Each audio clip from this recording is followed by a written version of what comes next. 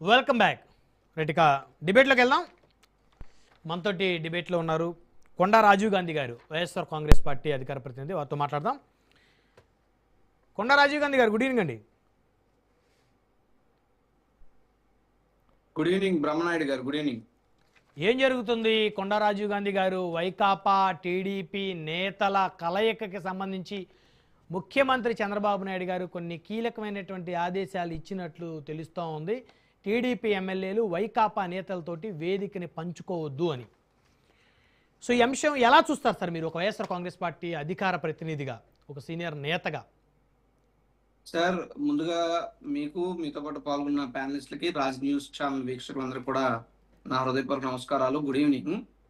నేనైతే నాకన్నా ముందు ఆల్రెడీ అంబటి రాంబాబు గారు ఈ అంశం మీద స్పందించారు కాబట్టి నేనైతే ఈ అంశాన్ని కేవలం ఒక పొలిటికల్ డైవర్షన్ లో మాత్రమే చూస్తున్నాను. చంద్రబాబు నాయుడు గారు చాలా గొప్ప మాటలు అనేక సందర్భాల్లో చెప్పారు.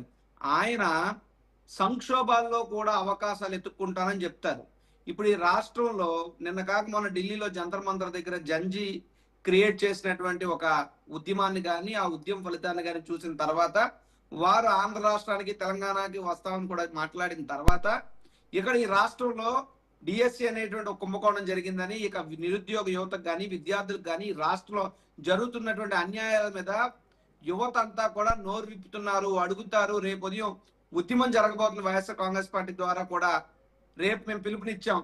సో ఇటువంటి సందర్భంలో తన కొడుకును ప్రొటెక్ట్ చేసుకోవడానికో, తన ప్రభుత్వం మీద వస్తున్నటువంటి చెడ్డ పేరుని, మసకబారిని, లేదంటే ఏదైతే వాళ్ళ ప్రభుత్వం మీద వస్తున్న వ్యతిరేకతని పక్కదో పట్టించడానికి జనరల్ గా ఏమిటంటే కాపు సామాజిక వర్గం అనేది అధిక సంఖ్యలో ఉంటారు కాబట్టి ఆ కాపుల వైపు తిప్పి ఏదో ఒక డైవర్షన్ లో భాగంగా ఏదో చెయ్యాలి కాబట్టి ఈ యొక్క అంశాన్ని బయటికి తెచ్చారని చెప్పి నేనైతే భావిస్తున్నా వ్యక్తిగతంగా.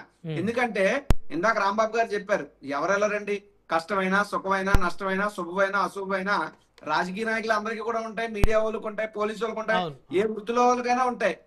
జరిగినప్పుడు వెళ్తారు, మాట్లాడతారు, పరామర్శిస్తారు, వస్తారు. అంత మాత్రాన అది తప్పు, నేరం, పాపం, ఘోరం ఏం కాదు. అది కనీసం ఇంగిత జ్ఞానం. మీకు వాళ్ళిద్దరు కలిపి ఒకే రాజకీయ వేదిక లేదంటే ఇంకోట అంటే రాజకీయాలు మాట్లాడుకుంటే అది వేరు. అంతే తప్పితే ఇప్పుడు బొండా ఉమ్మ గారిని పొమ్మని లేక పొగబెట్టే కార్యక్రమం జరుగుతుందేమో, వాళ్ళ పార్టీ అంతర్గత వ్యవహారం, మాకేం సంబంధం లేదు. బొండా ఉమ్మ గారిని ఉంచుకున్నా పంపించేసుకున్నా వాళ్ళ ఇష్టం, మాకేం సంబంధం లేదు. కానీ ఇక్కడ కేవలం వైఎస్ఆర్ కాంగ్రెస్ పార్టీ మీద బురజల్లడమో లేదా రాజకీయంగా కాపులు మరోసారి వాడుకోవడంలో భాగంగా పొలిటికల్ డైవర్షన్ గానే నేనైతే దీన్ని చూస్తాను. కాబట్టి ఈ అంశం మీద ఎంతకన్నా ఎక్కువ స్పందించాల్సినటువంటి అవసరం, బాధ్యత కూడా నాకు లేదు. ఏమన్నా ఉంటే చంద్రబాబు నాయుడు గారు సమాధానం చెప్పుకోవాలి. ఆల్రెడీ నాకన్నా ముందు మాట్లాడిన రాంబాబు గారు అన్ని విషయాలు కూలంకషంగా చాలా స్పష్టంగా చెప్పారు. కాబట్టి ఇంతకు మించి ఈ విషయంలో మాట్లాడటానికి ఏవైతే ఉన్నది నేనైతే అనుకోవట్లే. కొండా రాజీవ్ గాంధీ గారు, అంబటి రాంబాబు గారి లాంటి వైకాపా నేతలు కొంతమంది తెలుగుదేశంలో ఉన్నటువంటి కాపు ఎమ్మెల్యేలని, అసంతృప్తితో ఉన్న వాళ్ళని, జనసేనలో ఉన్న వాళ్ళని అట్రాక్ట్ చేసి వారితో మాట్లాడి వైకాపా వైపు తీసుకువెళ్ళాలనేటువంటి ప్రయత్నం గ్రౌండ్ లెవెల్లో జరుగుతుంది అని, దాని ఫలితమే ఉమామహేశ్వర, బోండా ఉమా గారు లాంటి నాయకులు బహిరంగంగా స్టేట్మెంట్లు కొన్ని పాస్ చేస్తున్నారు అనేటువంటి ఒక చర్చ రాష్ట్రంలో జరుగుతున్నటువంటి పరిస్థితి. విజయవాడ నగరంలో వంగవీటి రాధా గారు వైకాపా నుంచి వెళ్ళిపోయిన తర్వాత కాపుల్లో బలమైన నేత లేడు కాబట్టి బోండా ఉమామహేశ్వరరావు గారికి ఉన్న అసంతృప్తిని వైకాపా క్యాచ్ చేసుకొని తమ వైపుకు తిప్పుకోవాలనేటువంటి ఒక ప్రయత్నం తెర వెనుక జరుగుతుందనేటువంటి చర్చ నడుస్తుంది. దీని మీద వైకాపా రాష్ట్ర అధికార ప్రతినిధిగా ఏం చెప్తారు? ఇప్పుడు మీరు ఏమంటున్నారంటే, మేము అనలేని మాట, మేము ప్రకటించలేనటువంటి విషయాన్నో మీరు సమాధానం చెప్పండి, మేము ఇది చెప్పండి అంటున్నారు. కానీ నేనేం చెప్తున్నా అంటే, జగన్మోహన్ రెడ్డి గారు నిన్న కాక మన మీడియాతో మాట్లాడినప్పుడు చాలా స్పష్టంగా చూపించాడు. ఆయన ఈ రాష్ట్రంలో 29 మంది పిల్లలు చచ్చిపోయారు. నిన్న ఆశ్రమ పాఠశాలలో, అనకాపల్లి పాఠశాలలో ఫుడ్ తిని పిల్లలు హాస్పిటల్ పాలైపోతున్నారు సార్. నిరుద్యోగ వృత్తి లేదు సార్.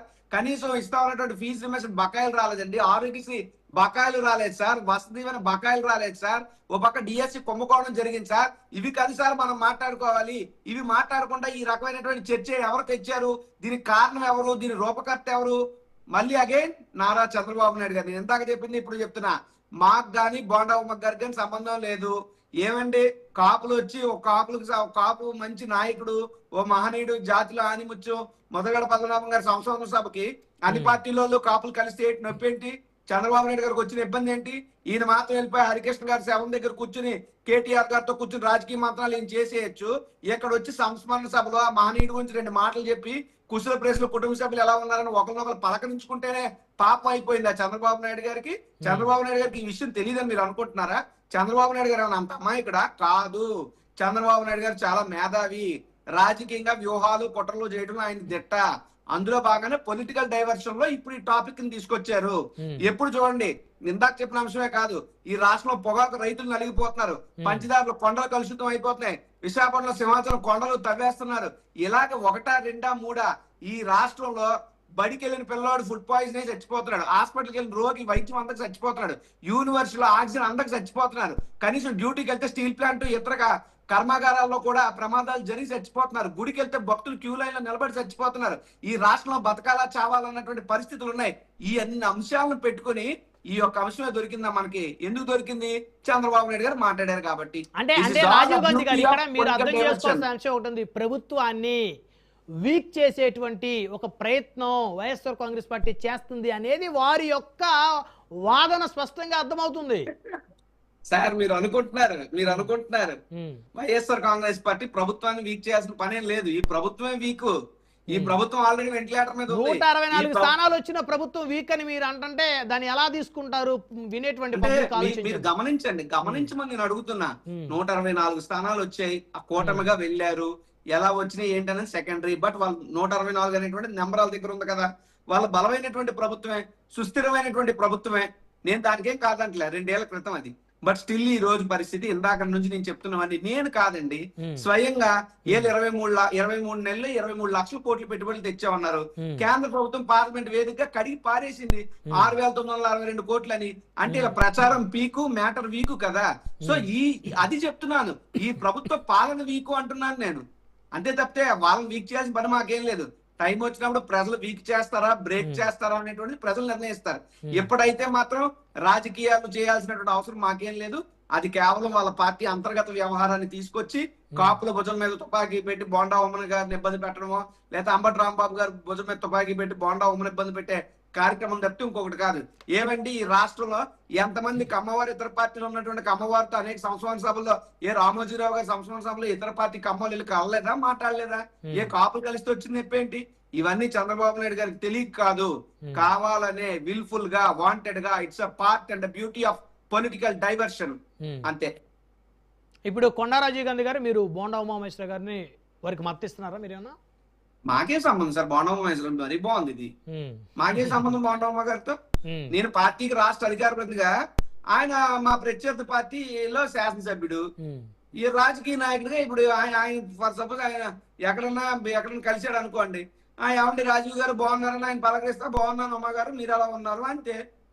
నమస్కారం, నమస్కారానికి ప్రతి నమస్కారం సంస్కారం సార్. అంత సంస్కారహీనంగా ఆలోచించే పరిస్థితుల్లో మనం ఉన్నామా? ఆయనకి మాకేం సంబంధం. రాజకీయంగా ఏమన్నా ఆయన వాళ్ళ పార్టీ అధినాయకుడు చూసుకోవాలి. మాకైతే ఏమీ సంబంధం లేదు ఆ విషయంలో. స్పందించాల్సిన అవసరం కూడా మాకు లేదు. అయితే రాజకీయంగా విభేదిస్తారు, వ్యక్తిగతంగా గౌరవిస్తారు, సామాజిక వర్గ పరంగా కలుస్తారు. నేను పవన్ కళ్యాణ్ గారినైనా వ్యక్తిగతంగా గౌరవిస్తాను, చంద్రబాబు నాయుడు గారినైనా గౌరవిస్తాను, నారా లోకేష్ గారినైనా గౌరవిస్తాను, ఎవరినైనా గౌరవిస్తాం సార్. గౌరవించడం అనేటువంటిది మన సంప్రదాయం, మన సంస్కారం. అంటే ఇక్కడ ఒకటి అర్థమవుతుంది, సామాజిక వర్గం పరంగా ఎవరైనా కలవచ్చు, ఏ రాజకీయ పార్టీ వాళ్ళైనా, వాళ్ళకి సంబంధించినటువంటి అభిమానించే వాళ్ళు, లేకపోతే వారికి సంబంధించినటువంటి సామాజిక వర్గాలు కలవచ్చు. మీకు నేను ఇంకో మాట చెప్తున్నాను. వంగవీటి మోహన్ రంగా గారినో, ముద్రగడ పద్మనాభం గారినో ఒక సామాజిక వర్గానికి మాత్రం పరిమితం చేయాలనేటువంటి కుట్ర కూడా చెయ్యొద్దని అడుగుతున్నా. ఎవరైతే ఆలోచన చేస్తున్నారు, ముద్రగడ పద్మనాభం గారు గాని, రంగా గారు గాని, ఈ రోజు అదే ముద్రగడ గారి సంస్మరణ సభ మరి జోగి రమేష్ గారు రాలేదా, లేకపోతే ఇతరులు రాలేదా? ఏమి అది తప్పు అంటున్నా. ఇప్పుడు ఎక్కడా కూడా ఇక్కడ సామాజిక వర్గ అంశం కూడా కాదండి. లేనటువంటి అంశాన్ని అగ్ని రాజేసి రాజకీయంగా చలి కాచుకుంటున్నారు. అది నేను చెప్తున్నాను. ఇక్కడ ఎవరెవరికైనా ఇప్పుడు మొన్న ఎప్పుడో చూసాం, అలాగైతే అంబటి రాంబాబు గారు, రఘురామకృష్ణరాజు గారు ఏదో పెళ్లి వేడుకలు అక్కడ కలిశారు. దానికి ఏముంటది సార్? మరి చంద్రబాబు నాయుడు గారు, విజయసాయి రెడ్డి గారు కలిశారు, ఏముంటది అందులో సార్? కష్టమైన సుఖమైన మనుషులు కలుస్తాం కదా, కలిసి గౌరవప్రదంగా ఉండడం వేరు, రాజకీయ పందా వేరు. దానికి దీనికి చాలా వ్యత్యాసం ఉంటది కదా. ఇదే రాజశేఖర రెడ్డి గారు బతుకున్నాడు, పక్కన వచ్చి కూర్చున్నాడు కదా, మరి చంద్రబాబు నాయుడు గారు ఏకైక పక్కన నవ్వలేదా? మన అప్పుడు ఆలోచన లేదా అంటే కాదు.